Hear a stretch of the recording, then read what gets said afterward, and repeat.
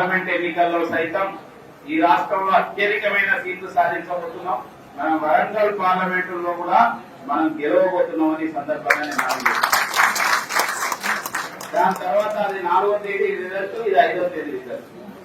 కానీ 27 వరకు మనం అందరం కూడా దీని మీద పూర్తి స్థాయి కేటాయించాలి. చాలా మంచి పొజిషన్ లో ఉన్న డాక్టర్లు ఉంటారు, అడ్వకేట్లు ఉంటారు.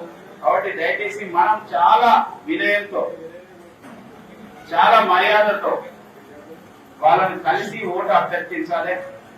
వాళ్ళు ఏమన్నా కూడా మనం పెద్దగా వాదన పెట్టుకునే ప్రయత్నం చేయొద్దు. వాళ్ళకి చేతులెత్తి నమస్కరించి మాకు ఒక అవకాశం ఇవ్వని చెప్పి అడగాలి. ఫస్ట్ ప్రిఫరెన్స్ ఓటే ఏమని అడగాలి. మనకు బ్యాలెట్ లో 52 మంది అభ్యర్థులు ఉన్నారు, కానీ మొట్టమొదటి పేరే మనది.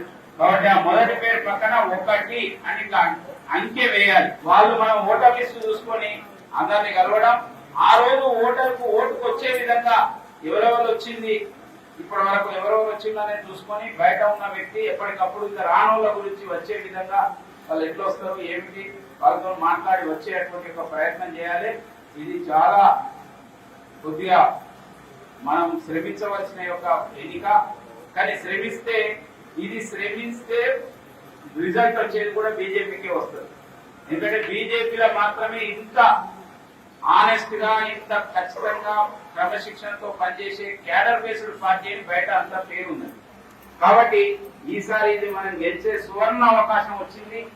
ఈడ క్యాండిడేట్ ప్రధానం కాదు, ఈడ పార్టీ ప్రధానం, మన యొక్క పరువు ప్రధానం, మన యొక్క ప్రతిష్ట, మన యొక్క ఇమేజ్